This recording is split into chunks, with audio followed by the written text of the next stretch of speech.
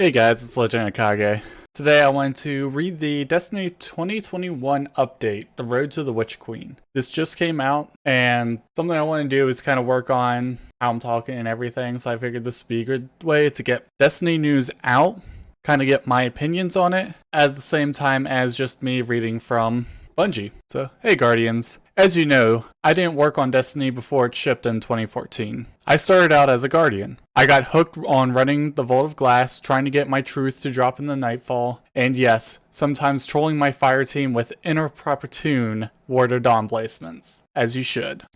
After playing for just a few short weeks, I knew I wanted to do whatever it took to work on the game. Destiny changed my life. Back then, I knew Bungie had just begun the journey of what Destiny could be and what it could mean. To many Guardians like me, when I walked through the doors of Bungie for the first time, the Dark Below had just shipped and the team already had their eyes up, outlining ambitious plans for the future. It was clear that everyone at Bungie loved Destiny fiercely and believed in its future as much as I did. Flash forward to today, Season of the Chosen had launched, and it's incredible to see how far the game has come. Right now, my Guardian is crushing battlegrounds, perfecting a new build for Master Lost sectors, gilding titles, progressing seasonal challenges, working on catalysts for the most unique exotic weapons we've ever added to the game, and experiencing more seasonal narrative progression in Destiny than ever before. It's humbling to think how much of these systems and this content didn't exist 2 years ago, last year, or even last month. Though going to work these days include video calls, guests, pets, and kids, what continues to humble and motivate me since my first day is how this team still looks at Destiny with fresh eyes every day. We see possibility in Destiny at all levels on the team, and working on this game has really become life-changing for many of us. Destiny, this friendship maker, and sometimes temporary friendship breaker, this catalyst to make memories, this universe that we all love, we're lucky to be here and share these moments with you. Destiny has so much to offer to so many different types of players, and even more than that, it means something different to each player. It's complex, intricate, and demanding, and that makes it an awesome challenge to work on. As massive as Destiny is, we believe there is so much more potential to unlock in this amazing game, stories to finish, and new stories to come. And that will keep driving us to make it better every week, every season, every year. The Witch Queen, Lightfall, and beyond. Last summer, we outlined our ambition for the next era of Destiny 2 by announcing the full arc starting with Beyond Light, followed by the Witch Queen and Lightfall. As we began to scale production on the Witch Queen last year, we made the difficult but important decision to move its release to early 2022. We also realized we needed to add an additional unannounced chapter after Lightfall to fully complete our first saga of Destiny. We've long thought about moving Destiny's annual release to the early half of the year primarily for the health of the team, but the Witch Queen and not being tied to the legacy expectations allowed us to make this choice early for three important reasons. The Witch Queen represents an important evolution in the ongoing story of Destiny 2. Beyond Light built the foundation and allowed us to weave the world building of Destiny and Destiny 2 together, but the Witch Queen will light fire on a strongly interconnected narrative across Lightfall and beyond, unlike anything we've attempted before, with characters, arcs, heroes, and villains that persist over multiple future releases. Even more importantly, the conclusion of these releases will also conclude the Light and Darkness saga, the conflict we first introduced with the launch of Destiny many years ago. As we began developing the Witch Queen, we realized that we needed this release to be the first of many moments crucial to the story of Destiny. With so much leading to and dependent on what happens in the Witch Queen, we wanted to make sure that we gave ourselves enough time to build out this journey in the right way, starting with the first chapter in the Witch Queen. With Destiny now committed to being an everlasting evolving world, we wanted to make sure we are still taking the time to upgrade the systematic foundation of Destiny 2 to support everything we want to do in the future. Our ultimate vision for Destiny 2 still stands. A definitive action MMO, a unified global community where you can play Destiny anywhere with your friends. For 2021, this means upgrading our approach to keeping Destiny's weapon and armor game fresh, refining our vision for PvP, implementing transmog, and adding crossplay, more below. Finally, the most important reason, we are proud to be uncompromising when it comes to our commitment and to the health of our teams. With COVID-19 keeping us away from the office and a large amount of work on our plates, we needed to move the date in order to make sure that both this year's updates and the Witch Queen were both delivered at the quality we strive for and on a schedule that makes sense for everyone involved. Making this choice is not one we took lightly. Believe me, as someone close to the Witch Queen's progress, there's no one more than us that wants to get it out as ready as soon as it's ready. But at the end of the day, we know we're making this call for the Witch Queen and the future chapters of Destiny 2 for all the right reasons. One that puts our teams first and our game at the quality bar we strive for ourselves. We'll have more to share on the Witch Queen and beyond in the late summer of this year. But today, we need to talk about what's happening in 2021. Let's get to it. So it's good that they're not committing to annual releases like before. Destiny is an amazing game, but they just seem to rush themselves and not take the time to put it at the quality it should be. So I'm more than happy to hear that the release will be pushed back. Alright, rewards that matter. With Season 11, we introduced Infusion Caps, an iteration on Infusion designed to keep Destiny's gear fresh from release to release to create a healthy ecosystem for our aspirational content. We still believe in these goals. It's clear our execution was off the mark. Infusion Caps helped us meaningfully shift the meta and beyond late and create a rewards ecosystem that was manageable to balance and monitor. But the system has made our rewards feel like they have an expiration date and have frequently made playing our legacy content feel shallow. We want the rewards you've earned in Beyond Light and in subsequent seasons to feel like a valuable tools you can use in the incredible challenge you face in the Witch Queen, so we're making a change. We've made the decision that any weapon or armor that can currently be infused to max power will continue to be able to reach max power permanently. Starting in Season 14, we won't be capping the infusion on any weapons or armor that have not already reached the cap as of start of Season 13. This means you'll be able to take your Trustee, your Fallen Guillotine, and all the high stat armor you earned this year to take on the raid in the Witch Queen. While we still strongly believe that Destiny needs a method to shift our meta in the game's most challenging activities, we don't believe that infusion caps are the right answer. We're taking this time to research and validate a plan that creates a fresh and balanceable ecosystem for aspirational content, one that doesn't make our rewards feel like they have an expiration date. We've learned a lot this year and don't want to rush finding the best plan. So don't expect to hear anything more about this until after the Witch Queen. Because we won't be capping any more of our weapons, we must consider more variables in the game's balance of our upcoming seasons and releases. So expect to see tuning when it comes to our biggest outliers in PvP and PvE. Yes, I'm looking at you, Fellwinters and Warmind cells. This is a big change for Destiny and one we did not make lightly. However, there's nothing more important in Destiny than getting our rewards right. So sunsetting was a big topic in the community. I personally was on the side of sunsetting, but the way Bungie handled it was horrible. After that first wave of sunsetting, we've lost so many different options, so many different types of elemental guns, kinetic weapons, different archetypes were lost. It was just a mess. And even just being able to, I could still earn a season of The Chosen armor and weapons this season, and they're expiring at the end of the season. So even though I just got my god rolled 7 Seraph SMG end of last season, I only had one season to use it. Now it seems like I can use it for the rest of the time, which is great, but I kind of wish I'd known about it just a tad earlier, because I literally cleaned my vault of some really nice rolled armor 2 days ago. So that's always great to hear. Power play.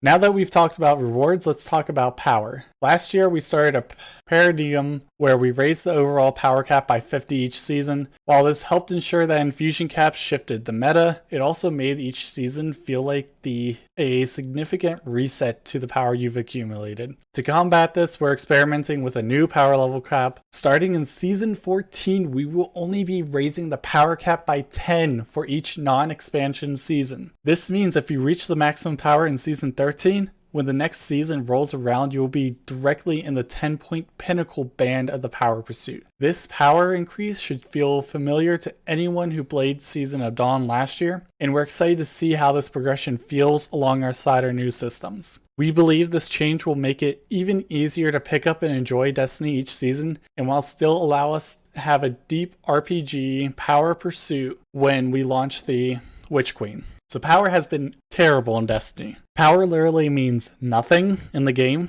because all your damage either gets scaled down because we already greatly outlevel each area, or it just doesn't even matter. Like in Grandmasters, it doesn't matter if you break that power cap. All it is a hike to ride requirement. Now, I am glad they're at least going to the power cap by 10. I have no idea why they did that from Undying to Dawn and then scrapped it. It felt so nice getting up to Pinnacle and then just being able to start the Pinnacle grind day one of the season. So this is a great change. Angels of Death. Like many of you, I am passionate about PvP in Destiny 2, and it's clear we haven't had a consistent message around these modes. So I'd like to share our high-level vision for the Crucible. Direct player versus player competition is essential in Destiny as an option to express mastery of your Guardian and showcase the strength of your arsenal against other players. It's a simple vision, but it's one that's crucial to making the game feel like it's a real place for those players that crave that showcase, where the rewards you've earned, the skill you demonstrate, and how you've built your Guardian all matter. So let's talk about what we're doing PvP for. Let's talk about what we're doing this year for PvP, starting with our two priorities: improving gameplay sandbox balance in the Crucible and upgrading the experience for our most aspirational game modes. When it comes to balance updates, these can be divided into three major buckets. First, in Season 15, we'll be addressing 3 peaking and trials and competitive. In these modes, emotes will be disabled and players will be unable to pull out any third-person weapon that doesn't have ammo. Third-person experiences are part of what makes Destiny's gameplay feel so good, but it was clear in our most competitive arenas that these mechanics weren't being used in ways we did not intend. This is a tricky problem to solve in Destiny's complicated sandbox, but we think this is a good starting point. Second, over the next several seasons, we'll be making changes to stasis and light subclasses in order to achieve a healthier balance of subclasses in the Crucible. Across Season 13 and 14, we will be adjusting stasis in the Crucible to bring its overall effectiveness in line with our light subclasses. Here are some changes you can expect coming to updates this season and next. Behemoth Titan. Decrease super damage reduction. Increases super energy cost when performing light attacks. Remove the freeze AoE on supercasts. Reduce traveling efficiency on the Shiver Strike when slowed. Revenant Hunter. Decrease Withering Blade damage and tracking. Decrease slow stacks applied to targets. Remove Shatter Dive damage reduction. Shadebind Warlock. Fix bug where ice bolts wouldn't track towards target immediately on creation, and a fix bug where Shadebinder super projectiles were not tracking until a certain distance traveled. General decrease crystal damage, crystal shatter damage. For Season 15, we are also looking at universal adjustments to stasis by increasing damage reduction when frozen to provide more survivability to the victim. Following the stasis tuning in Season 15, we will also focus on light subclasses and release of a set of targeted buffs to our most underutilized specializations. The goal of all these changes is to keep stasis feeling great in PvE and bring its representation in PvP more than more in line with our light-based abilities. Finally, we want to continue to adjust weapon archetype performance and introduce new perks that shift the meta in the Crucible. I think the team has done a great job in this area over the last several months, introducing balance changes both at the seasonal boundaries and at the mid-season. And we want to continue to drive down this path to diversify the types of loadouts you encounter from season to season. In addition, at Season 15, we will be also looking to adjust overall ability usage rates to make sure guns and gunblades are always the key to success in the Crucible. Of course, gunblade balance only matters when the underlying playing field is fair, and unfortunately, cheating continues to be a significant issue, especially on PC. We're always working to maintain security as new exploits emerge, and as always, we don't want to talk a lot about those improvements for fear of empowering the bad guys. A few areas where we can talk about are, we're aiming to nearly double the size of the Bungie game security team this year, reflecting our long-term commitment to fair play. We've begun regular surveys to better understand your experience with cheating and to measure our progress. This new data enriches our existing streams from player reports, thank you for reporting, and game instrumentation. If you receive one of these surveys, please share your experience to help us fight cheating. We've begun a strategy of aggressive legal action against cheat developers. You may have seen news articles about some of our early actions here, and we will continue to pursue those who undermine fair play using every tool at our disposal, both in partnerships with other studios and under our own flag. We'll share more security news when we can. Beyond gameplay balance and security, we also want to adjust structures of our most aspirational PvP modes in order to make them a better experience for our players. First up, we're targeting an overhaul of the Trials of Osiris reward structure and matchmaking paradigms to release before the end of this year. With this update, we specifically want to target a few things. Improve the overall health of the Trials matchmaking pool, both by incentivizing a wider audience to engage and better defining separation of skill tiers. Rebuild the Trials reward structure so that it encourages more players to stick to their active cards longer. Our current structure encourages a lot of recycling cards after a single loss, meaning the first games of your Trials card has a high chance of being incredibly challenging, and we want to build a reward structure that continually pushes higher skill players to want to progress deeper into their cards even after a loss, making 3 to 5 wins a more achievable goal for more players. Investigate opportunities for solo players to participate in Trials regularly. We believe this will not only make the matchmaking pools healthier, but it will also encourage more players to see what Trials is all about and hopefully form social connections with other PvP-loving Guardians. After Trials, we'll be targeting a similar in-scope refresh to Iron Banner. While there is a lot to do when it comes to supporting the Crucible, we want to target our efforts around global PvP balance and our most aspirational modes first. So this is all good. A lot of news. I am so glad they're seeming to take a good look at Behemoth, and it's pretty much going to end up being just an extremely mobile super, which works, because right now it is the highest damage reduction. I can't even kill it with a 72 RPM sniper. The AoE freeze and just the amount of travel you can do was broken. The Hunter Shurikens are also broken. I really don't know why they buffed the damage so that they're always precisions, but it's great that they're taking a look at that. In terms of cheating, it's always good to hear updates, but it's better to see progress, which has been something I haven't really been noticing, but hopefully over time it slowly gets better. And then Trials, I'm really want to see what they're doing with Trials because I love the game mode, but I am not skilled enough, especially with a team. I'm more of a solo player, so I usually end up getting stomped in Trials, especially last weekend trying to get the sword. Kratos Revenge. In Season 14, the Vault of Glass will return. The team will have a lot more to say about it before the launch, but there are a few things I'd like to clarify now. Our philosophy behind bringing things out of the DCV is to keep them feeling like content you remember while updating them to meet Destiny 2 difficulty and raid standards. So while the high level experience remains the same, you should expect the raid team to have a few tricks up their sleeves when you tackle the depths of Venus this summer. Vault of Glass will also launch with both a contest mode in the first 24 hours and a world first race. Since this is a reprised raid, we're going to do world's first a bit different. Players looking to claim the belt will not only have to complete the raid, but also a curated list of challenging triumphs. While only one fire team will walk away with a belt, there'll be plenty of opportunities for players to earn the ability to purchase some sweet real-world loot through Bungie rewards. One last thing we're looking to add, a master version of Vault of Glass. We've been really excited about how Master and Grandmaster difficulty have altered Nightfall strikes, increasing the potency of combat and importance of executing mechanics. We'd like all our future raid and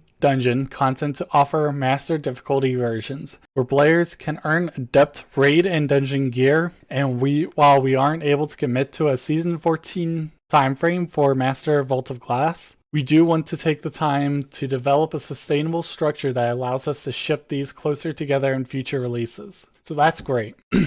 I am glad that this is pretty much just us getting Prestige mode back, and has been something that we've needed.